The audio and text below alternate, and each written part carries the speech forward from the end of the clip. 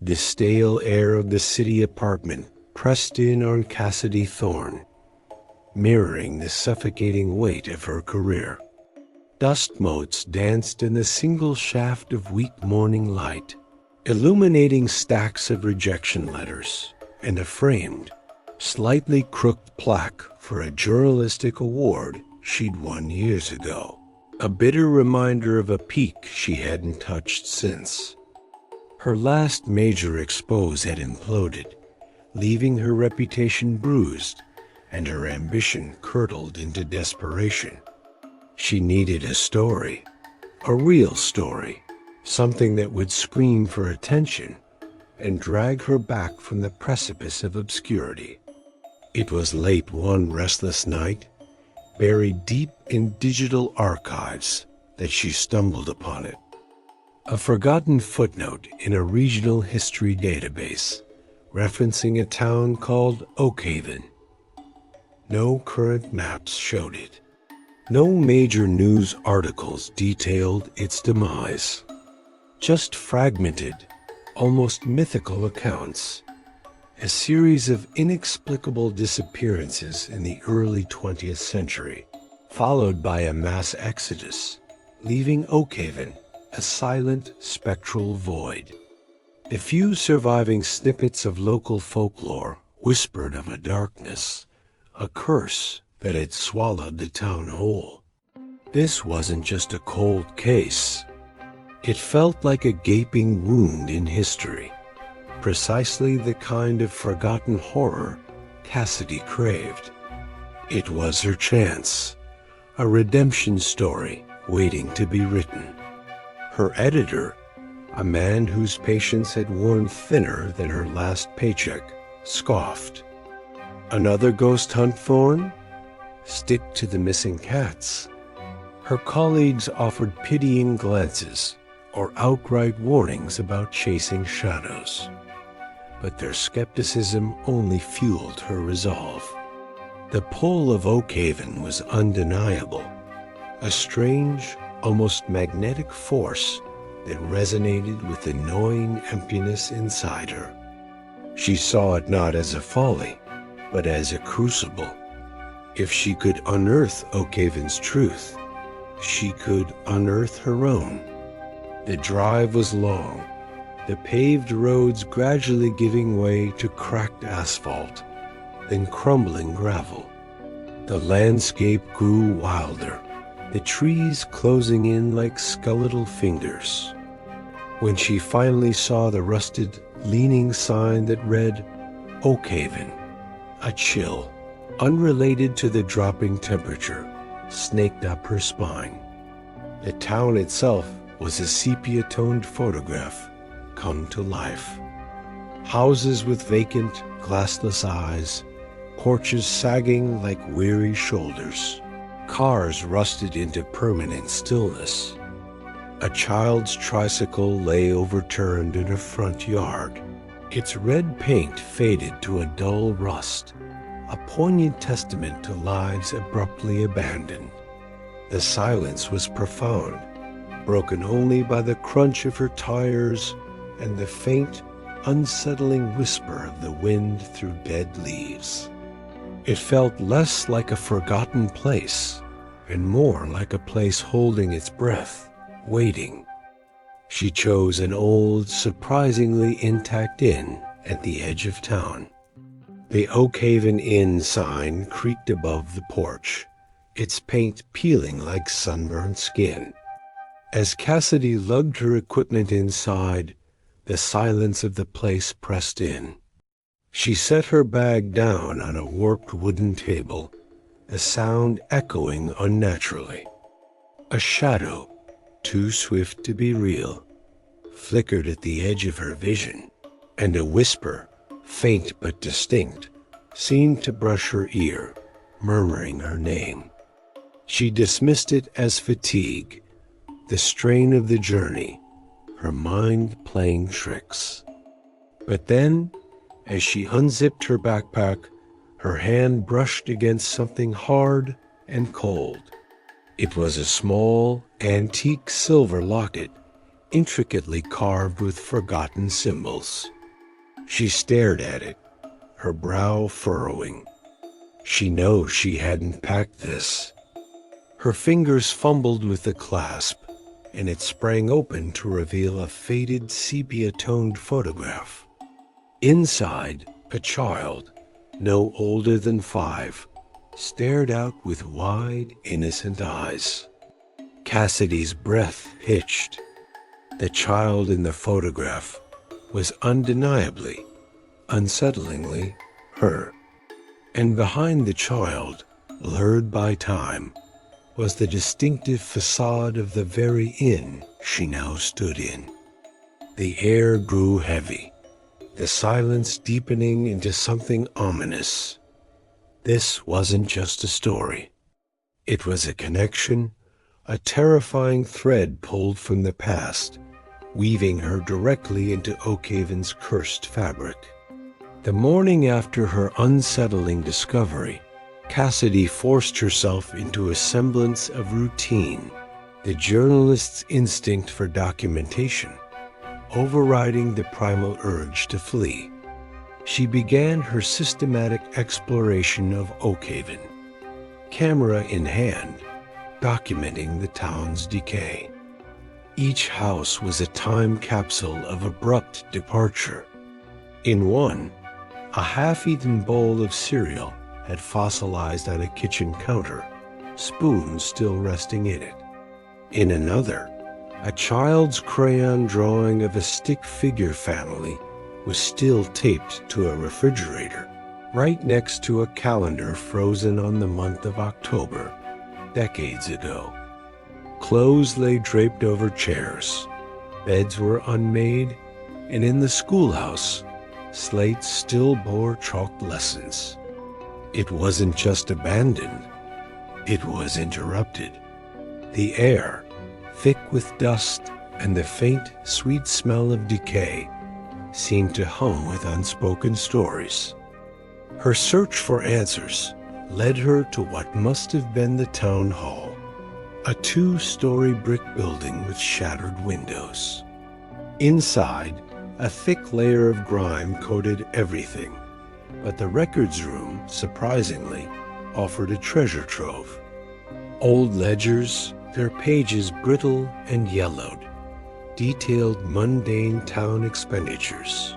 Then, abruptly, entries for missing livestock and unexplained disappearances began to surface, growing more frequent and frantic.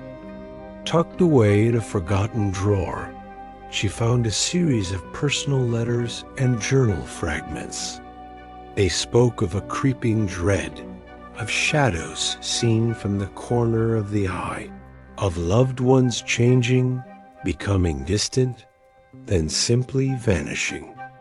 One journal, bound in faded leather, ended with a chilling, almost illegible scrawl. The sickness of the mind, it feeds. It knows. The last page was ripped, but what remained looked like frantic, desperate claw marks and a dark, rust-colored stain. Blood, she realized with a jolt. As she transcribed notes, the subtle incidents of the previous night escalated. A disembodied whisper, clearer now, echoed from the empty hallway, calling her name and dissolving into a low, guttural chuckle. The temperature in the room plummeted, causing her breath to fog, and a wave of nausea washed over her. She saw fleeting apparitions, not distinct figures, but shimmering distortions in her peripheral vision, like heat haze on a summer road, except these were cold, and they moved with an unsettling, almost predatory grace. The town wasn't just reacting to her presence. It felt like it was actively observing her, its silence a cover for something vast and malevolent stirring beneath the surface. Driven by a desperate need for human contact, or perhaps a journalistic hunch, Cassidy sought out the lone, reclusive figure she'd glimpsed on the outskirts of town, Old Man Hemlock. His shack was a ramshackle collection of salvaged wood and rusted tin, smoke curling lazily from its crooked chimney. He was a gaunt figure, his face a roadmap of wrinkles, his eyes wide and unfocused, like someone who had seen too much. He spoke in a raspy whisper, his words tumbling out in a disjointed torrent. The land, it remembers the old ways. What sleeps beneath, they tried to bind it. Foolish, it just waits. For new blood, new minds. He gestured wildly towards the town, his hand trembling. You are already home, little bird. You came back. It was waiting for you. Cassidy tried to press him, to ask about the locket, about her connection, but his eyes suddenly rolled back in his head, a grotesque, milky white. His body stiffened, then sagged, and a voice, ancient and resonant, yet utterly devoid of human warmth, boomed from his lips, directly addressing Cassidy. You are already home, Cassidy Thorne. The words vibrated through her bones, a chilling echo of the whisper from the inn. Old Man Hemlock's body convulsed once more, then went limp, a final, ragged breath escaping his lips. He was dead. Cassidy stood frozen, staring at the lifeless shell of Old Man Hemlock, the ancient voice still ringing in her ears. The realization hit her with sickening force. The entity wasn't just a lingering presence. It had a physical presence. It could possess, and it knew her name. It had been waiting. The shock of Old Man Hemlock's death, and the chilling voice that had spoken through him, propelled Cassidy into a frantic, almost obsessive dive into the remaining town records. Her journalistic drive, now fused with raw terror, demanded answers. She barricaded herself in the inn, the flickering beam of her flashlight, her only companion against the encroaching darkness of OAKHAVEN. Hour after agonizing hour, she sifted through brittle deeds, faded maps, and the cryptic, often feverish, entries of long-dead residents. Slowly, painstakingly, a horrifying narrative began to emerge. OAKHAVEN, it seemed, was not merely built on unhallowed ground, but on a place of ancient, primal power. A nexus where the veil between worlds was thin. The earliest records, written in a florid, almost archaic hand, spoke of a desperate winter, a famine that threatened to wipe out the fledgling settlement. Driven to the brink, the original settlers, led by a figure whose name was often obscured or scratched out, performed a forbidden ritual. It wasn't an exorcism to banish a malevolence, but a desperate, blasphemous act to bind it to the land, hoping its dark power would somehow sustain them. They sought to control it, to harness its raw energy for their survival. Instead, they had merely tethered a predator, inadvertently creating the very curse that now festered beneath OAKHAVEN. The journal entries became Cassidy's window into the entity's true nature. It was not a ghost, but something far older, far more insidious.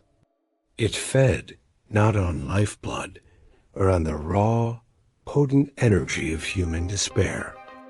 Fear, guilt, secrets, regret, these were its sustenance. It didn't kill swiftly. It consumed the mind first, a slow, agonizing erosion of sanity, driving its victims to madness, paranoia, and eventually compelling them to simply vanish, their essence absorbed. The whispers begin. One entry read, then the doubt, then the faces. Always the faces, they smile. They know your sins. The entity's psychological assault on Cassidy intensified with terrifying precision. Sleep offered no escape, only a deeper plunge into its realm. Her nightmares were no longer just dreams. They were hyper-realistic, torturous replays of her past professional failure, but twisted into grotesque parodies. Her editor's face would contort into a sneering, decaying mask, his voice a chorus of accusatory whispers. She'd wake in a cold sweat, the phantom smell of burning paper still clinging to her nostrils, the guilt of physical weight in her chest. Waking hallucinations began to blur the edges of reality. The shadows in the inn would coalesce into fleeting skeletal forms in her peripheral vision, always just out of focus. The silence would suddenly be filled with the faint, disembodied sounds of children laughing, then crying, then screaming. She found herself checking locks multiple times, jumping at every creak of the old building, her paranoia a constant, gnawing companion. One evening, as she sat hunched over a particularly disturbing journal, a violent poltergeist event erupted. The inn's ancient timbers groaned as if in agony.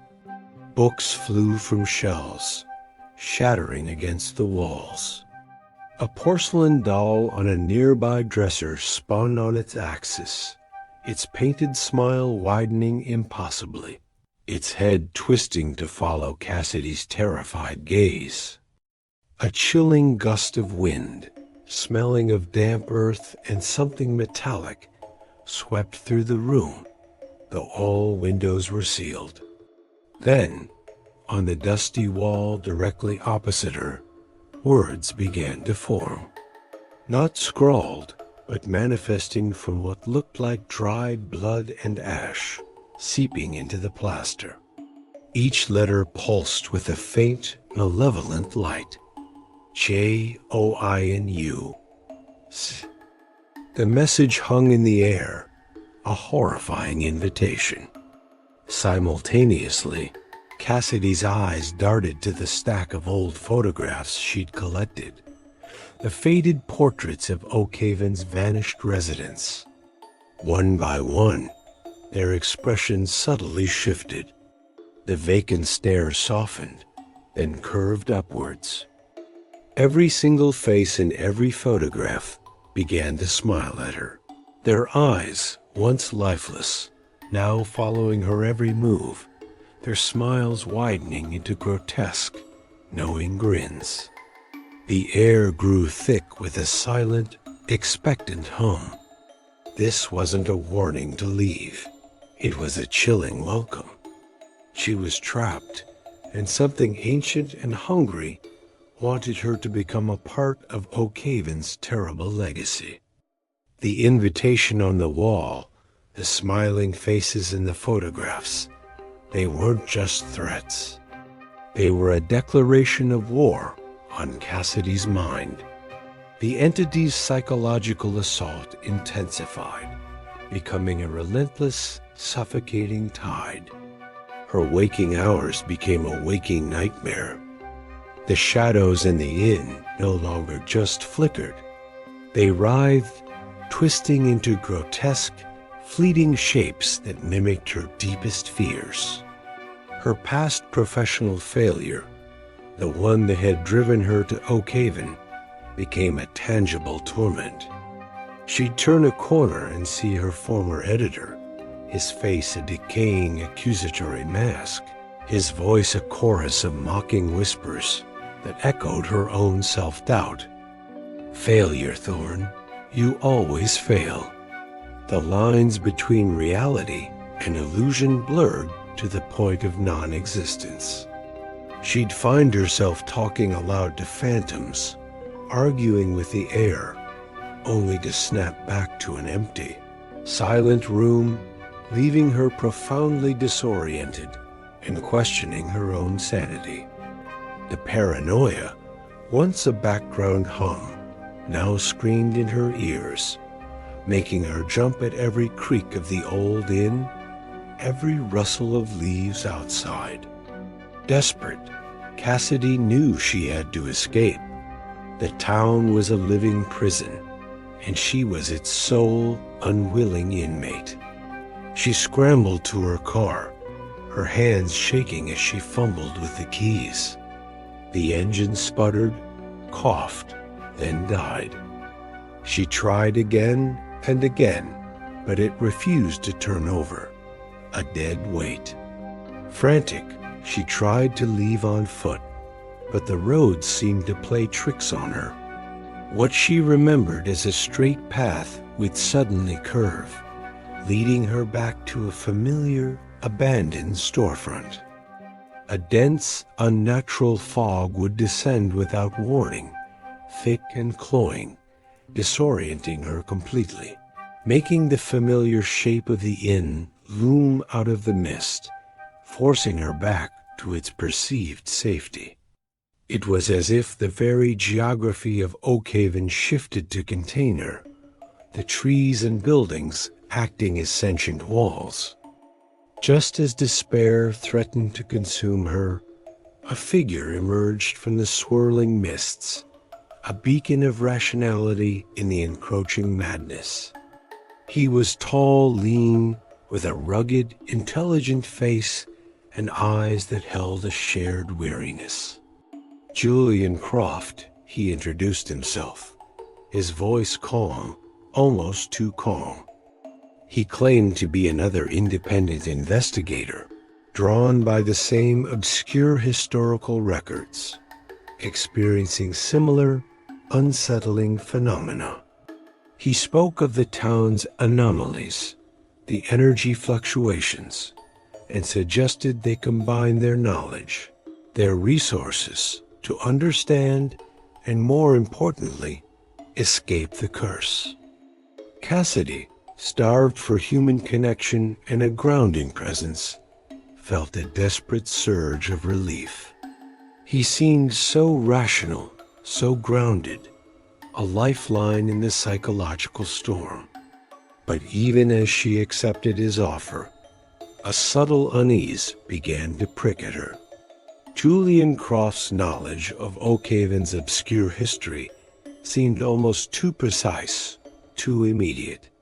He anticipated her questions, sometimes finishing her sentences about the more arcane details of the town's past, and his reactions to the horrors they witnessed were subtly off.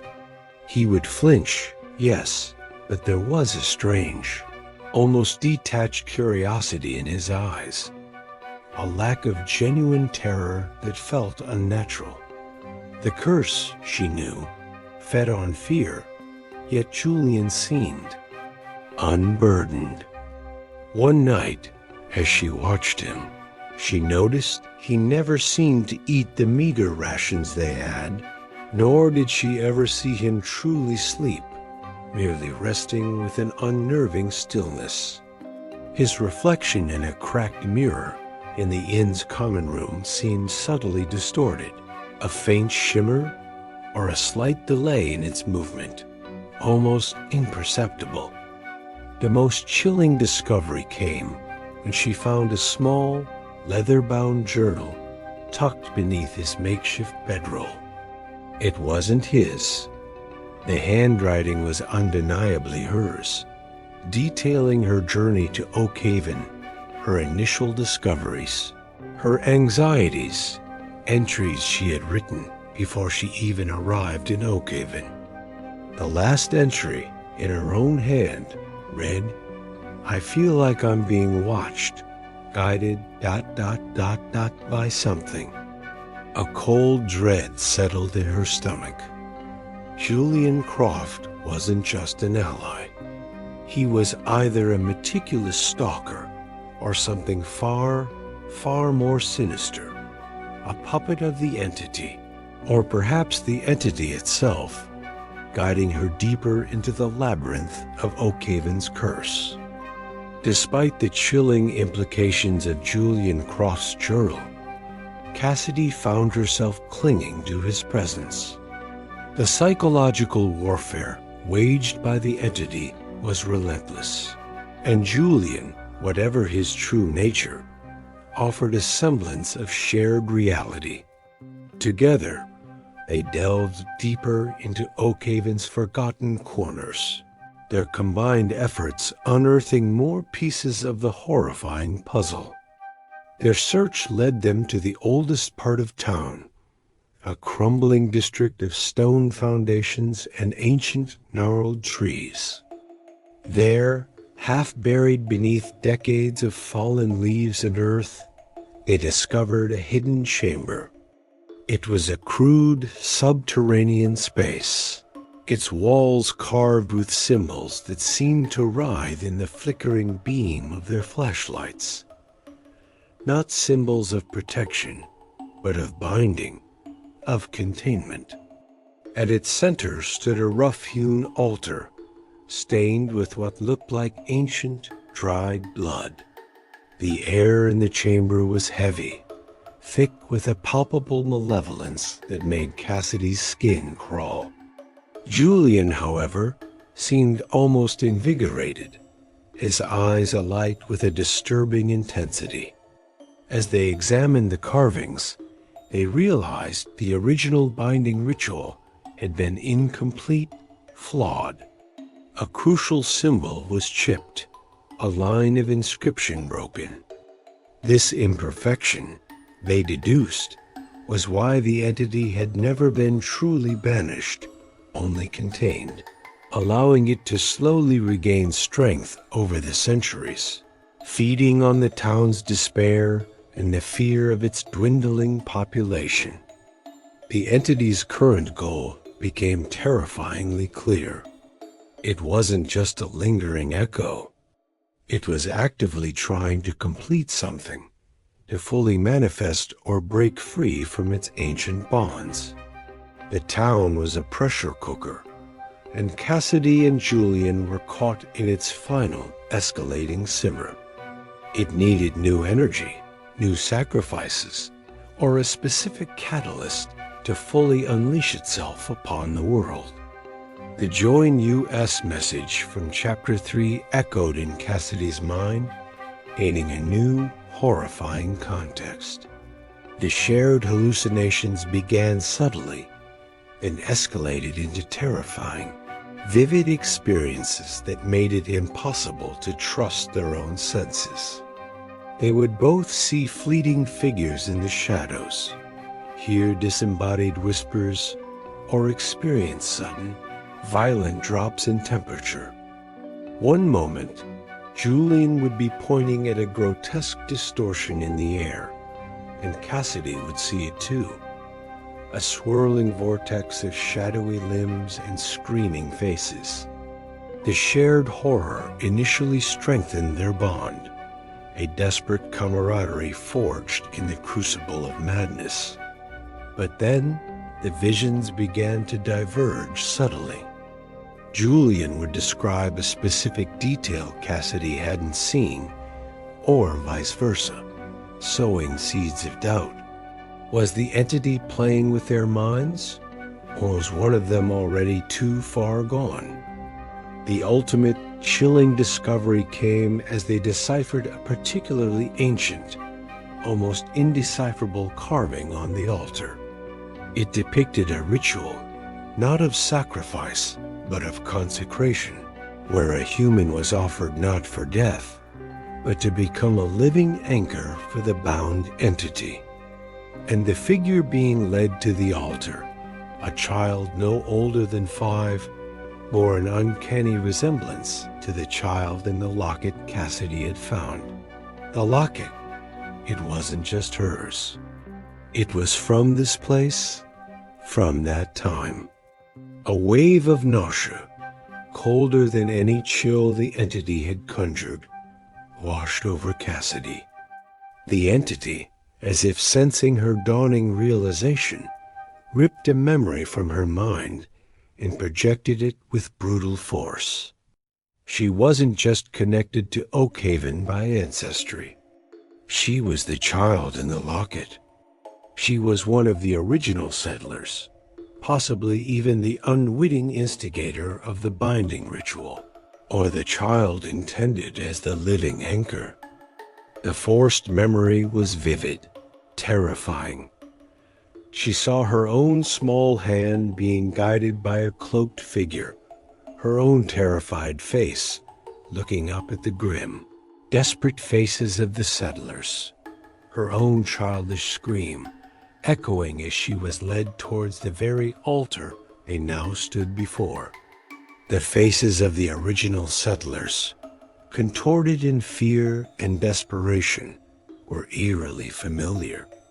Her past life, her forgotten self, was inextricably woven into the very fabric of OAKHAVEN's curse. The entity hadn't been waiting for a new host. It had been waiting for her to return. The revelation of Cassidy's past life, ripped from her mind by the entity, shattered the fragile alliance she had formed with Julian Croft. The shared horror that had bound them now twisted into a sickening realization. Julian's eyes, which had seemed so rational, now held a disturbing ancient gleam. He stepped away from the altar, his movements fluid, almost too graceful for a human. "So, you remember," he murmured, his voice no longer calm, but layered with a chilling, resonant echo that vibrated through the very stone of the chamber. "It took longer than I thought, but you always return to where you belong. The alliance didn't just shatter, it exploded. Julian Croft was not an ally, not a fellow investigator. He was a shell, a corrupted vessel, a descendant of the original settlers who had, long ago, succumbed to the entity's insidious offer of salvation. He believed, with a horrifying, unwavering conviction, that completing the original ritual, with Cassidy as the final, perfect peace was the only way to appease the entity, to finally break the curse that had tormented his bloodline for generations. His face, once ruggedly handsome, began to subtly distort, his features elongating, his skin taking on a waxy pallor. He was no longer Julian Croft, but a puppet, a guide, a lure for the entity's true purpose. Cassidy was utterly isolated, her mind already fractured by the entity's relentless, psychological assault, and now reeling from the shock of this profound betrayal. The hidden chamber, once a place of discovery, became a suffocating trap. Her past failures, her deepest fears, the faces of the vanished townsfolk, they coalesced into tangible illusions, swirling around her, whispering accusations, mocking her desperate situation. She was trapped, physically and mentally, with no one to trust, no escape. The entity, now fully manifesting through Julian Croft, cornered her at the altar. The air crackled with malevolent energy, and the symbols on the walls pulsed with a dark internal light. Julian's voice, now a guttural chorus of countless trapped souls, boomed. "The trap is not of stone, Cassidy Thorne. It is of mind. And you, the lost anchor, are finally home. The trap isn't a physical confinement, but a psychological one, designed to break her will, to make her accept her fate. The entity didn't want to kill her. It wants to merge with her, to complete the binding by fully inhabiting her body and mind, making her a living conduit for its boundless, horrifying power. Julian, his face now a rictus of ancient agony and perverse triumph, extended a hand, his fingers unnaturally long and skeletal. "I accepted salvation," he rasped, "and now I guide others to the same peace. Join us. Become one with the land." The stakes were terrifyingly clear. This wasn't about her journalistic career, or even just her life. The entity sought to consume her mind, body, and soul, to use her as the ultimate vessel, the final sacrifice needed to fully unleash itself upon the world. OAKHAVEN was merely its crucible, and Cassidy was the key. If she succumbed, the curse wouldn't just be confined to this forgotten town. It would spread, a psychic plague consuming all in its path, with her as its unwilling, eternal host. Despite the profound psychological torment and physical exhaustion, a flicker of desperate, primal will ignited within Cassidy. The entity, through Julian Croft, had laid bare its true intent. Not death, but a horrifying merger, an eternal imprisonment as its living conduit. But in that moment of ultimate despair, her journalistic instincts, honed by years of digging for truth, resurfaced. She had unearthed the town's history, the entity's nature, and even her own terrifying connection. This knowledge, she realized, was her only weapon. She had to fight back, not with physical force, but with understanding, with a refusal to yield her mind. She lunged, not at Julian, but past him, towards the very altar that had been the site of her past life sacrifice. The entity roared through Julian, a sound that ripped through the air, vibrating the very stone of the chamber. A battle that ensued was a terrifying maelstrom of wills and nines. The chamber warped around her, a canvas for the entity's illusions. Her deepest fears manifested with grotesque clarity. Her editor, bloated and decaying, pointing a skeletal finger, accusing her of every past failure. The faces of the vanished townsfolk, their eyes black voids, reaching for her, their whispers a cacophony of despair.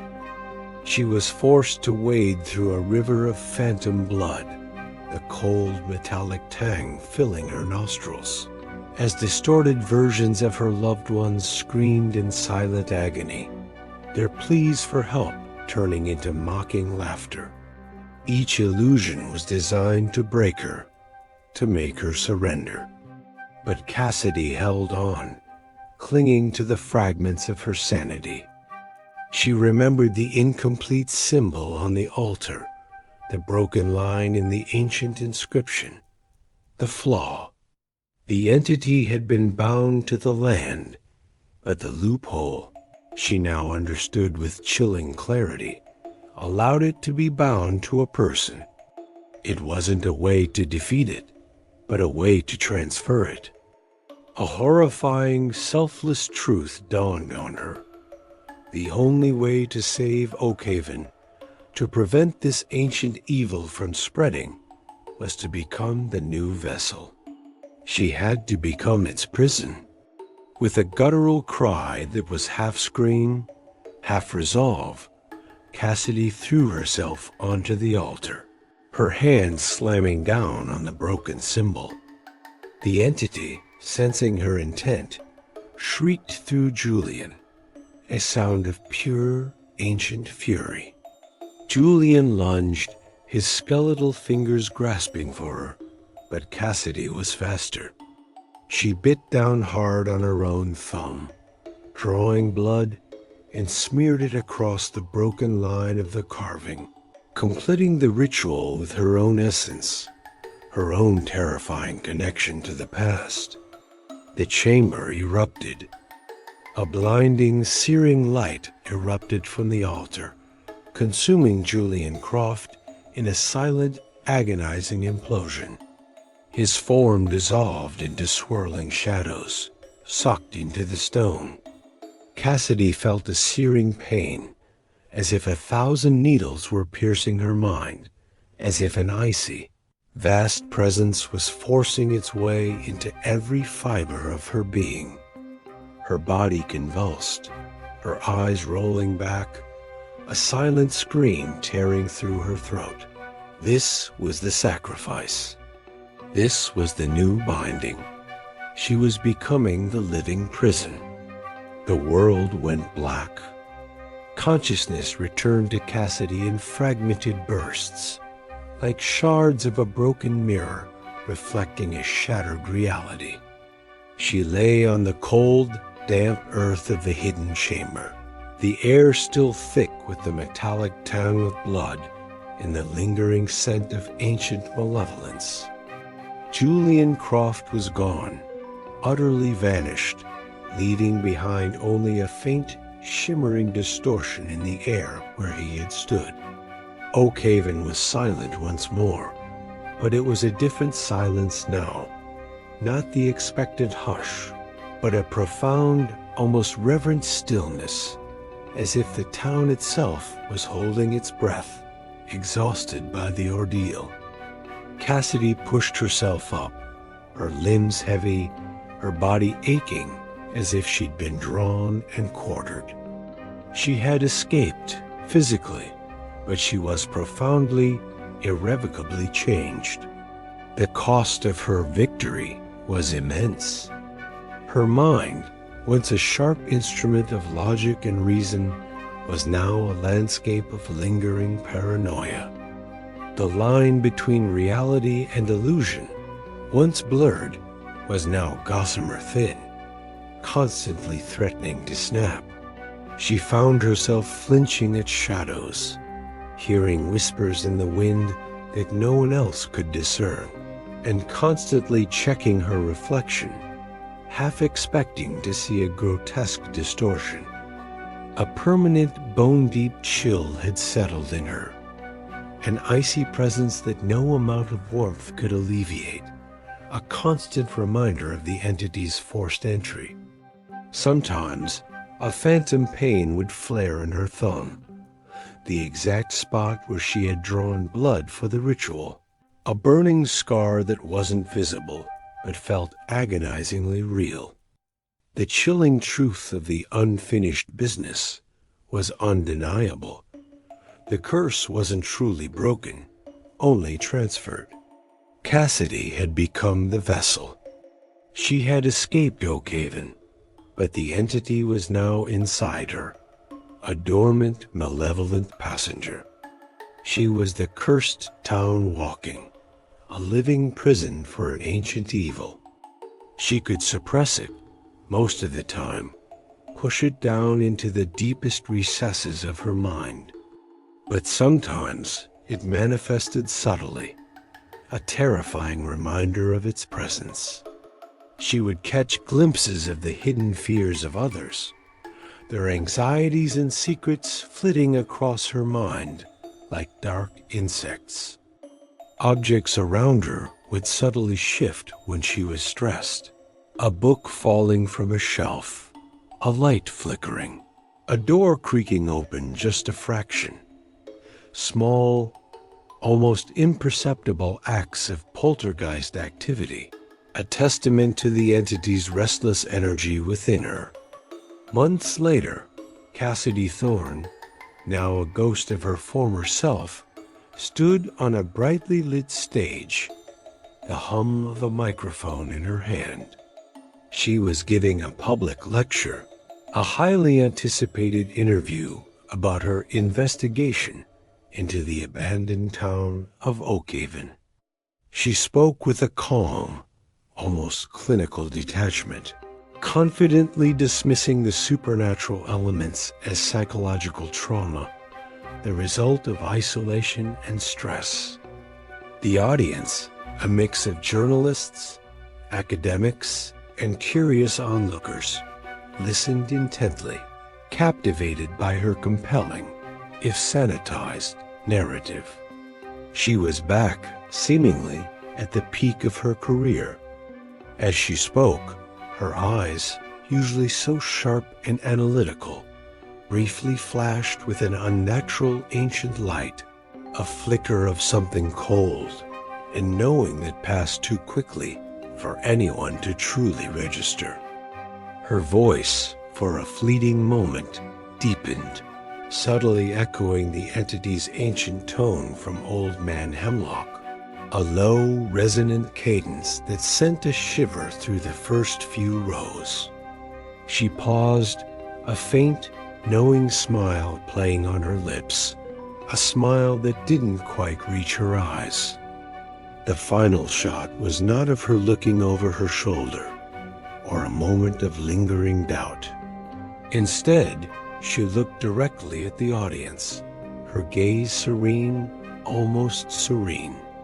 The camera slowly zoomed in on her eyes, which now held a chilling ancient wisdom, a profound, unsettling depth that had not been there before. The victory in OAKHAVEN was merely the entity's successful escape, using her as its new, unwitting vehicle to spread its influence. The unearthing was not of the town's curse, but of its new, walking, breathing host.